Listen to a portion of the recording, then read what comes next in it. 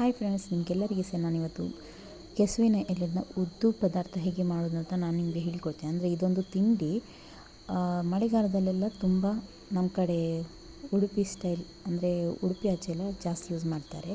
ಮಳೆಗಾಲದ ಟೈಮಲ್ಲಿ ಕೆಸುವಿನ ಎಲೆ ಜಾಸ್ತಿ ಆಗ್ತದೆ.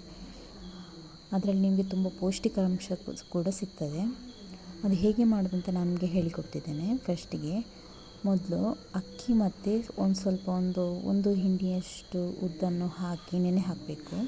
ನಂತರ ಕೆಸುವಿನ ಎಲೆಯನ್ನು ಕ್ಲೀನ್ ಮಾಡಬೇಕು. ಅದರಲ್ಲಿ ದಂಟು ಎಲ್ಲ ಬರ್ತದೆ, ಆ ನಾರು ಥರ, ಅದನ್ನು ತೆಗಿಬೇಕು. ಇಲ್ಲಾಂದರೆ ಅದು ತುರಿಸ್ತದೆ ನಿಮಗೆ ಗಂಟಲು. ಅದಕ್ಕೆ ಅದನ್ನೆಲ್ಲ ತೆಗೆದು ಕ್ಲೀನ್ ಮಾಡಿ, ಫುಲ್ಲು ಕ್ಲೀನ್ ಮಾಡಬೇಕು. ಅಂದರೆ ಹುಳ ಸಮೇತ ಇರ್ತದೆ ಅದರಲ್ಲಿ. ಅದನ್ನೆಲ್ಲ ಒಂದೊಂದೇ ತೆಗೆದು ಕ್ಲೀನ್ ಮಾಡಿ ತೊಳೆದು ಚಿಕ್ಕ ಚಿಕ್ಕದಾಗಿ ಕಟ್ ಮಾಡಬೇಕು.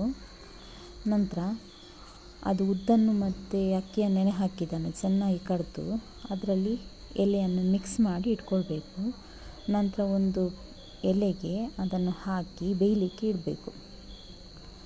ಅಂದರೆ ಅದು ಸರಿ ಬೇಯಬೇಕು. ಯಾಕಂದರೆ ಮತ್ತು ನಮಗೆ ಅದನ್ನು ಮಸಾಲದಲ್ಲಿ ಹಾಕಲಿಕ್ಕೆ, ಬೆಂದ ನಂತರ ಹೀಗೆ ನಾವು ಕಟ್ ಮಾಡಿ ಇಟ್ಕೊಳ್ಬೇಕು. ಅದನ್ನು ಬೆಂದ ನಂತರ ಅದಕ್ಕೆ ನೆಕ್ಸ್ಟ್ ಮಸಾಲ ಕೊತ್ತಂಬರಿ, ಜೀರಿಗೆ, ಮೆಣಸು, ಹುಳಿ ಮತ್ತು ಸ್ವಲ್ಪ ಅರಶಿನ, ಸ್ವಲ್ಪ ಕೊತ್ತಂಬರಿ, ಸ್ವಲ್ಪ ಜೀರಿಗೆ, ಸ್ವಲ್ಪ ಹುಳಿ ಜಾಸ್ತಿ ಆಗಬೇಕು, ಅಂದರೆ ತುರಿಸೋದಿಲ್ಲ ಅದಕ್ಕೆ.